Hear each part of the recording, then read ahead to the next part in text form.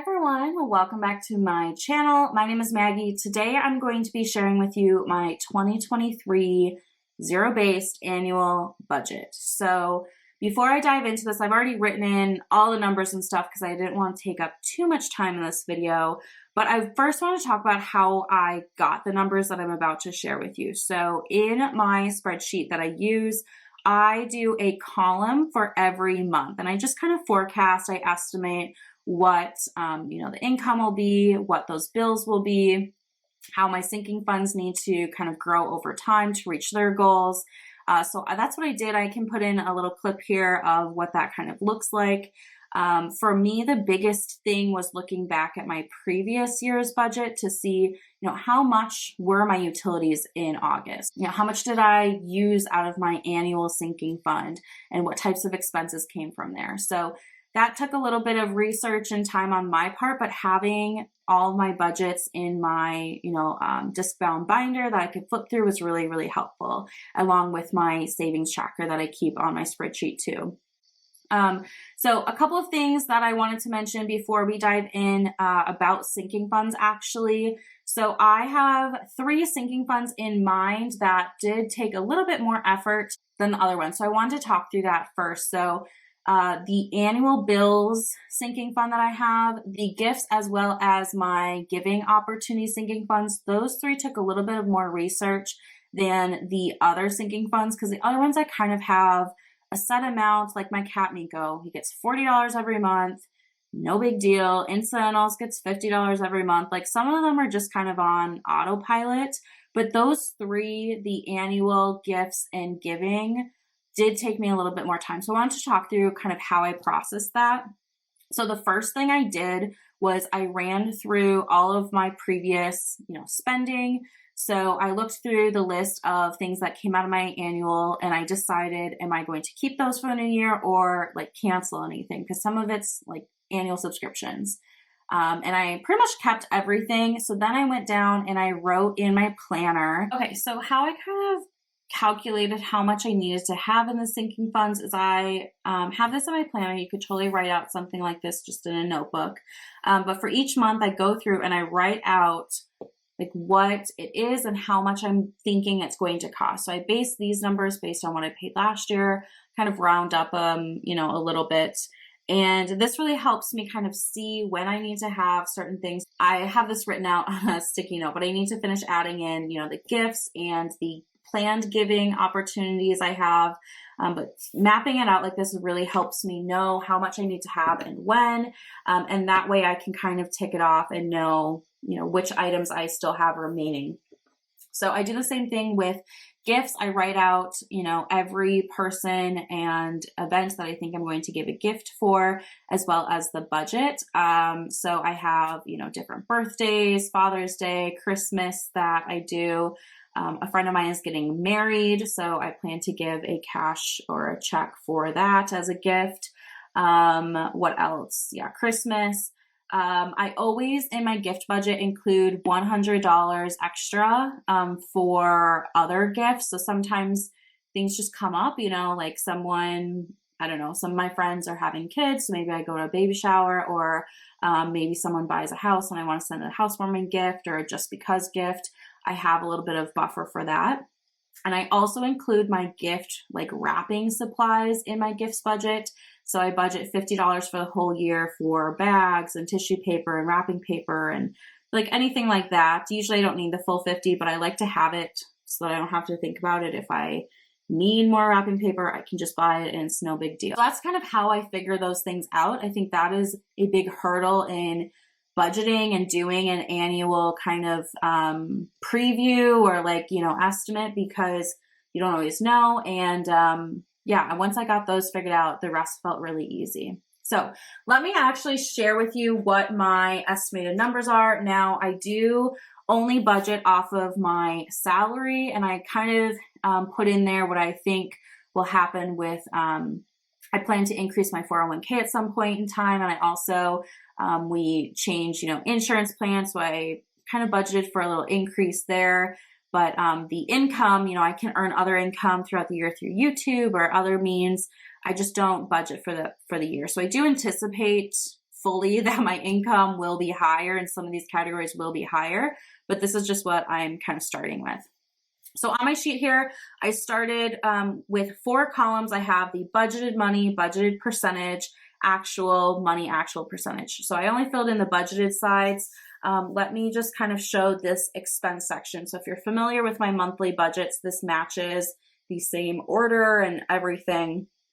So I've got the dollar amounts here. I'm just going to kind of talk through each of these quickly. So my mortgage, 23.89% of my total, budgeted income, which my income I'm expecting for take home is at least $52,416.86.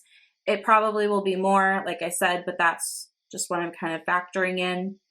HOA dues, 6.5% essentially, insurance, 2.87, utilities, 2.65. I based this on what I paid last year. So just kind of rounded things about $5 more just to be on the safe side. I'm sure some months things will be higher or lower, but we'll get there when we get there. My phone, 1.96%.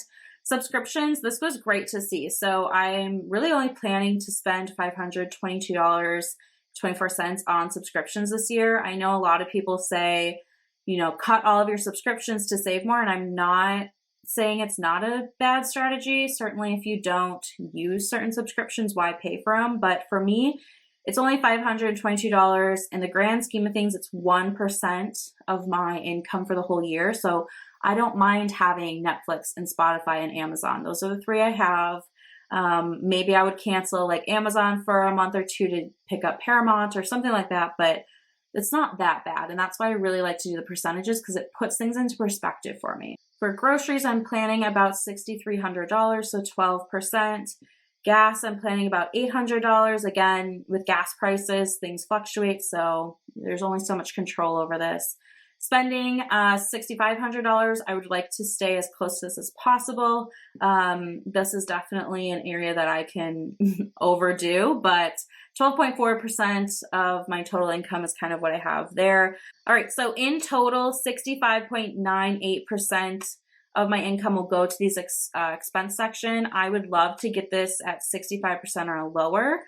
And that can happen either by increasing my income and using that money, in other ways, or by decreasing some of these categories. So like if my gas is under, or I'm under in groceries, that would help me. But 65% is where I'd like to be. I think that is a great kind of place to be with your expenses.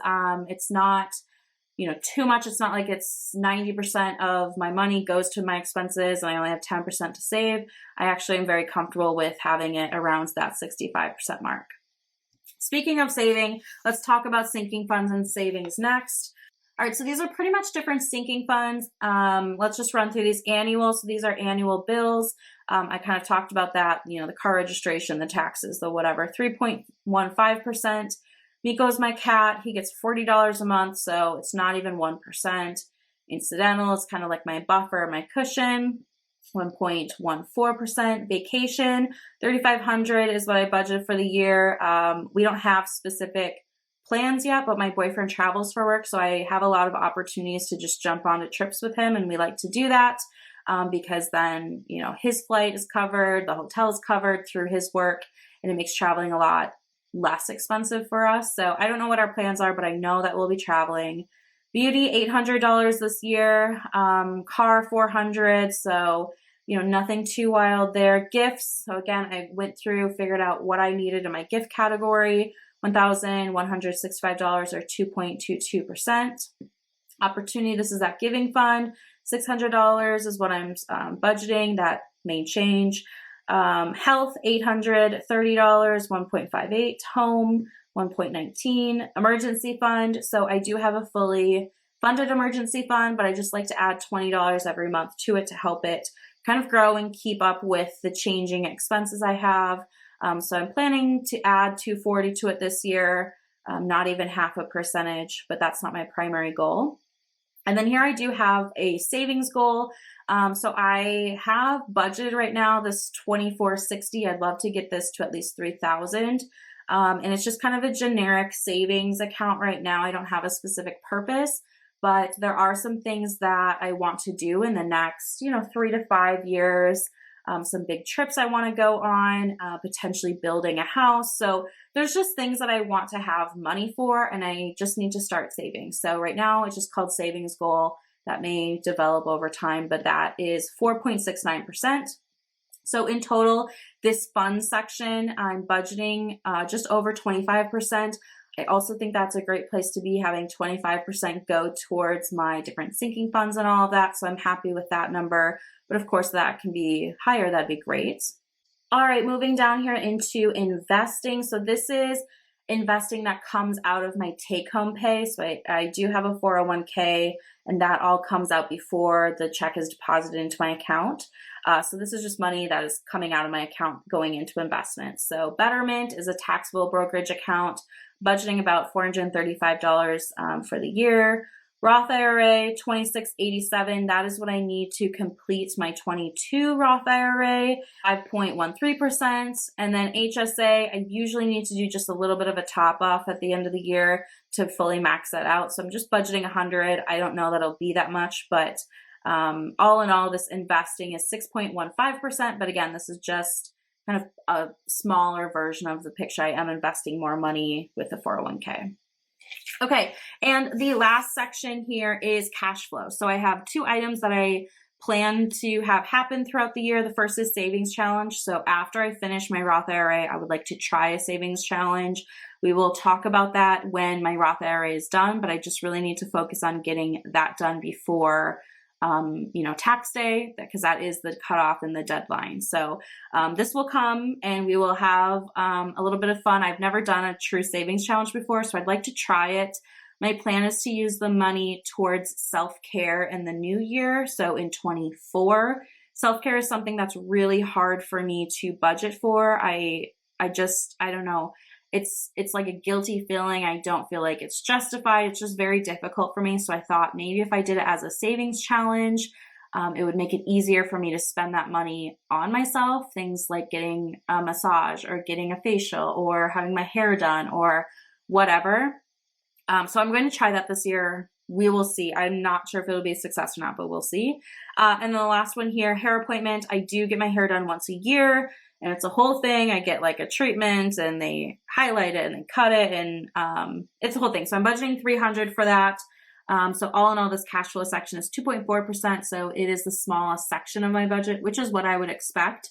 But it does, still play an important role. So overall, this is my annual budget. As I mentioned, there was kind of some homework that went into doing this, but I think it's really interesting. I did one of these for 22, and I'm really excited to fill in those actual numbers. I will do a video on that in the new year, talking about what those actual percentages were and how it really came out. So yeah, this is just something I like to do every year. I hope you found this interesting. Let me know what some of the considerations you make for your annual budget are. Are there other things that you plan out or kind of like to account for in your budgets that I didn't talk about? I'd love to hear from you in the comment section below. But otherwise, that is going to wrap up today's video. Thank you so much for watching. I really appreciate it. And I will see you in my next video. Bye, everyone.